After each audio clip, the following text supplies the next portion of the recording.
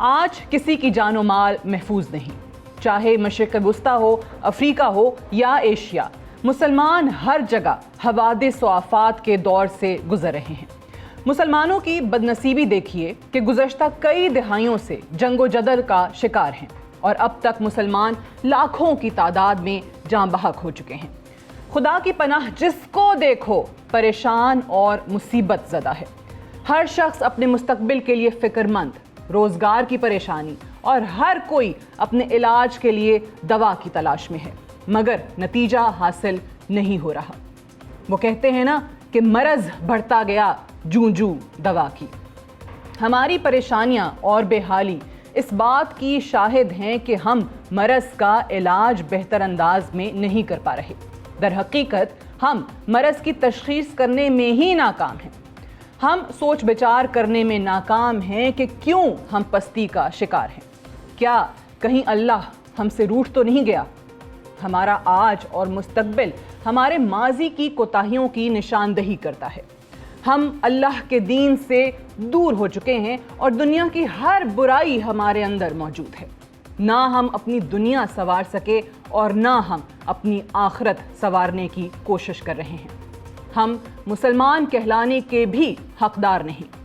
اسلامی تعلیمات اور نبی پاک صلی اللہ علیہ وآلہ وسلم کا اسوہ حسنہ ہمیں تمام برائیوں سے دور لے جا سکتا ہے، جس کی بدولت تشویش اور پریشانی ہماری زندگیوں سے دور ہو سکتی ہے۔ دین حق پر قائم رہنے کے ساتھ ہم ہر قسم کی آفت سے محفوظ رہ سکتے ہیں۔ اسوہ حسنہ پر قائم رہنے کی صورت میں ہمارا ایمان مزید پختہ ہوگا اور ہم مصائب سے بھی دور ہوں گے۔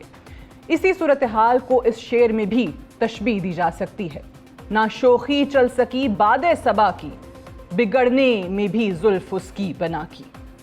مسلم امہ کے درمیان تفرقہ اور زوال کے اسباب کی بات کی جائے تو سب سے اہم پہلو ایمان کا فقدان ہے۔ ہم آج لا دین ہو چکے ہیں اور مذہب کی دوری ہماری فلاح اور رہنمائی کے راستے میں سب سے بڑی رکاوٹ ہے۔ اللہ تعالیٰ سورہ نساء میں فرماتے ہیں: اے ایمان والو، اللہ کی اطاعت کرو اور اس کے رسول صلی اللہ علیہ وآلہ وسلم کی اطاعت کرو۔ ہم پر ہمارے پیارے نبی محمد مصطفیٰ صلی اللہ علیہ وآلہ وسلم کی اطاعت اور فرما برداری فرض ہے۔ قرآن مجید کی متعدد آیات میں نبی پاک صلی اللہ علیہ وآلہ وسلم کی اطاعت کا حکم دیا گیا ہے، بلکہ اللہ تعالیٰ نے نبی پاک کی اطاعت کو اپنی اطاعت قرار دیا ہے اور اس پر ثواب عظیم کا وعدہ فرمایا ہے، اور محمد مصطفیٰ صلی اللہ علیہ وآلہ وسلم کی نافرمانی پر عذاب جہنم کا مژدہ سنایا۔ لہٰذا جس کام کا آپ صلی اللہ علیہ وآلہ وسلم نے حکم فرمایا اسے کرنا اور جس سے منع فرمایا اس سے رک جانا ضروری ہے۔ سورہ حشر میں اللہ تعالیٰ فرماتے ہیں: اور جو کچھ تمہیں رسول عطا فرمائیں وہ لے لو، اور جس سے منع فرمائیں اس سے باز رہو اور اللہ سے ڈرو، بے شک اللہ کا عذاب سخت ہے۔ آج ہم نبی پاک صلی اللہ علیہ وآلہ وسلم کی تعلیمات کی اطاعت نہیں کر رہے۔ ہمارے اندر سے اللہ کا خوف اور ڈر ختم ہو چکا ہے۔ ہم مذہب کی تعلیمات کی نفی کر رہے ہیں اور بہت تیزی سے اللہ کے عذاب کی طرف بڑھ رہے ہیں۔ بہتر کہا جائے تو اللہ کا عذاب ہم پر ایک مدت سے جاری ہے۔ گزشتہ 4 دہائیوں سے مسلم ممالک میں صرف مغربی جنگوں کے نتائج پر اگر ایک نظر دوڑائی جائے تو ہم حیران ہوں گے کہ کل 40 لاکھ سے زائد مسلمان شہید ہو چکے ہیں۔ جہاں ہم مغربی جنگوں کا حصہ نہیں ہیں، وہاں اپنی آپسی جنگوں میں لاکھوں کی تعداد میں مسلمان مارے جا چکے ہیں۔ ہماری زندگیوں میں سکون ختم ہو چکا ہے۔ ہماری زندگیوں میں ہمارے اعمال دین سے دوری اور گروہ بندیوں کی بدولت ایک نحوست بسیرا کیے ہوئے ہے، جس کا تمام فائدہ صہیونی اور مغربی طاقتیں اٹھا رہی ہیں۔ آج ہم تعداد میں زیادہ ہیں مگر ہم اپنی قدر کھو چکے ہیں۔ کفار ہم پر ہماری تعداد کے باوجود غلبہ پا چکے ہیں۔ سنن نبی داؤد میں ہے کہ نبی پاک صلی اللہ علیہ وآلہ وسلم نے فرمایا: ایک ایسا وقت آنے والا ہے کہ دوسری امتیں تمہارے خلاف ایک دوسرے کو بلائیں گی جیسے کہ کھانے والے پیالے پر ایک دوسرے کو بلاتے ہیں، حالانکہ تم ان دنوں بہت زیادہ ہوگے لیکن جھاگ ہوگے جس طرح کہ سیلاب کا جھاگ ہوتا ہے۔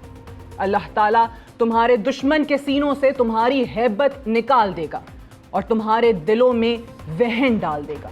تو ایک کہنے والے نے پوچھا کہ یا رسول اللہ صلی اللہ علیہ وآلہ وسلم، یہ وہن کیا ہے؟ آپ صلی اللہ علیہ وآلہ وسلم نے فرمایا، یہ دنیا کی محبت اور موت سے نفرت ہے۔